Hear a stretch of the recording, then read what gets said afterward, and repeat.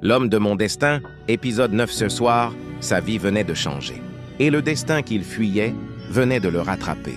Michael marchait lentement dans la ruelle sombre, le souffle lourd. Les paroles de Mélissa résonnaient encore dans sa tête comme un écho impossible à ignorer. Il avait toujours voulu protéger ceux qu'il aimait, mais ce soir, il comprenait que sa présence seule ne suffisait plus. Le danger avait pris un visage, un nom, une intention, Rico. Pendant qu'il avançait, les lumières des maisons s'éteignaient une à une.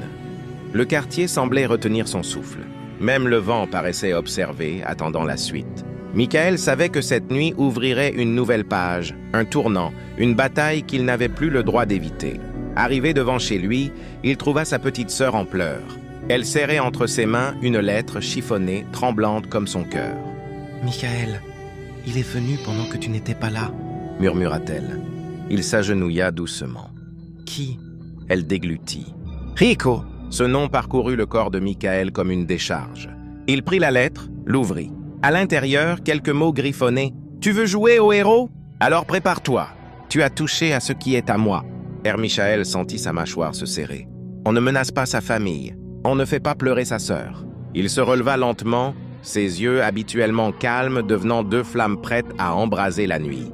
Pendant ce temps, de l'autre côté du quartier, Mélissa ne trouvait pas le sommeil. Elle savait que quelque chose de grave se préparait. Elle avait prié encore et encore, mais chaque fois qu'elle fermait les yeux, elle voyait deux chemins, l'un menant à la paix, l'autre à une tempête. Elle sortit marcher, incapable de rester enfermée. Son cœur battait fort, comme si une vérité invisible tentait de l'avertir. Lorsqu'elle aperçut la silhouette de Michael au loin, elle courut vers lui. « Michael, attends, qu'est-ce qui se passe ?» Il se retourna.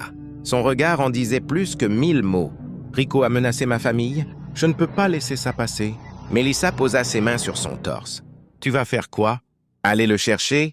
Te battre? C'est exactement ce qu'il veut. » Il détourna les yeux partagés entre la colère et la lucidité.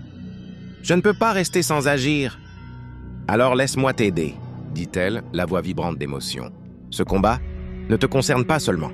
Il nous touche tous. Et la seule force qui peut éteindre la haine, c'est la lumière que Dieu nous a donnée. Laisse-moi prier pour toi. Laisse-moi marcher avec toi. » Michael inspira profondément. Ses épaules se détendirent légèrement. « D'accord, mais quoi qu'il arrive, reste derrière moi. » Ils avancèrent ensemble vers la zone abandonnée derrière l'ancien dépôt, un lieu que Rico utilisait comme repère depuis quelques semaines. Les ombres dansaient contre les murs brisés, laissant apparaître par moments la silhouette de Rico. Il les attendait. « Alors, tu es en